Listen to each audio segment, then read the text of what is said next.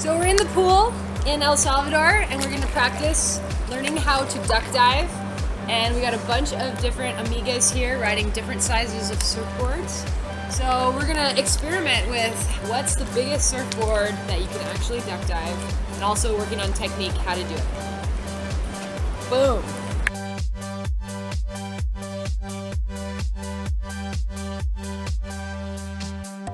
So the key to a good duck dive, number one, you need to have some speed. That's gonna make it easier. Number two, it's a timing thing where you do it on the wave. And then it's also the physical aspect where you put your foot on the back of the board. And that's, all of those things are gonna change a little bit based on the size of your surfboard. I have this little tiny, really cute 5'4", and it duck dives really, really easily. So you wanna get up some speed. You want to have your hands just kind of like right at your shoulder. The first step is to push down.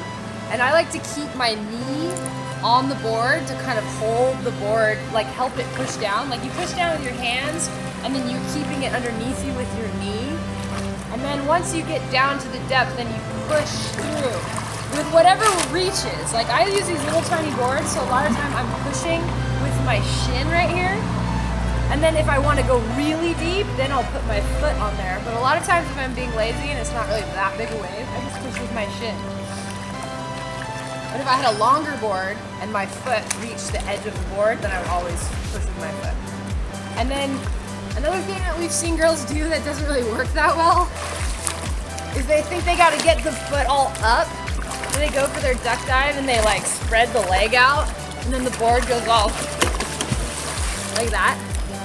So to those girls, I tell them to keep your knees in the middle of the board and then get your foot on from there.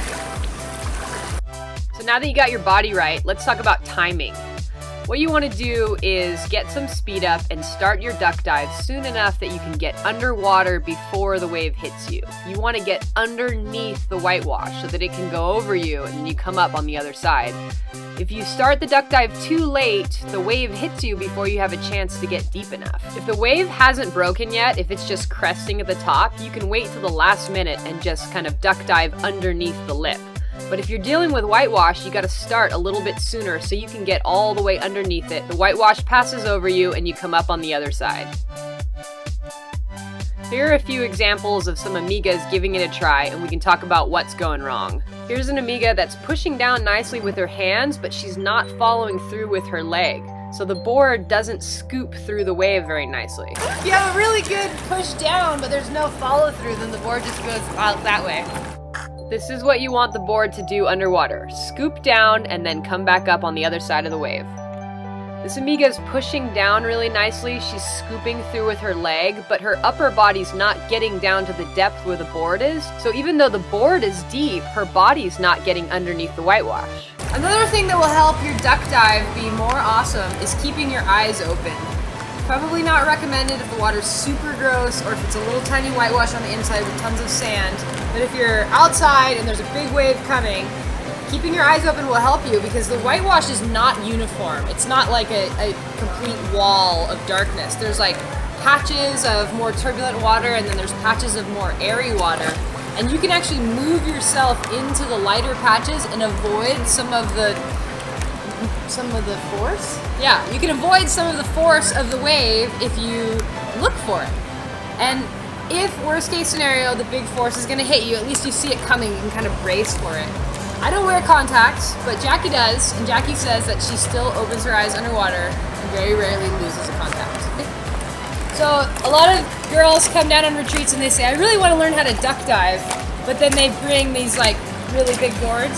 This is a 6'4", so it's super hard to duck dive a board like this. Like even for me, it's really challenging, and for someone who's not good at duck diving, it's going to be nearly impossible. So keep that in mind. The problem might be your surfboard. But just for fun, I'll try and duck dive it in the pool. Let's see if I can make it go under.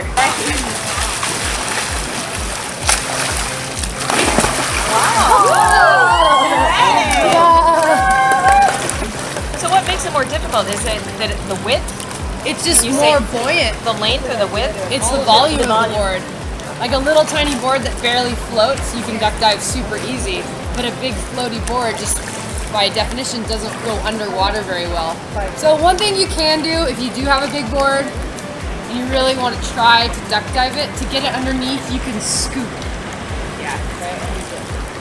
Because it's hard, if you have a big board on the water, if you push this down, it doesn't go because it's got all this volume on the water. So you're displacing all this water to make it go under, which is hard. But if you tilt it, then it'll go under much easier. So if I was out surfing and I wanted to try and duck dive this board, I would tilt it to scoop it and then follow through like normal. And that's how you duck dive. Thank you. Yeah. Now we're gonna need some longboards because Jackie's gonna do a how to turtle roll. How to turtle roll. Jackie's roll.